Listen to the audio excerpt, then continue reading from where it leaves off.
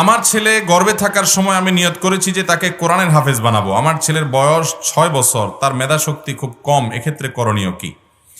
অনেকেই এই বিপদে আছেন, ছেলেকে হাফেজ বানাবেন নিয়ত করছেন, কিন্তু এখন ছেলের হেফজু শক্তি, স্মৃতিশক্তি ভালো না, মুখস্থ ধরে রাখতে পারে না, বহু চেষ্টা করছে, আগাইতে পারে না।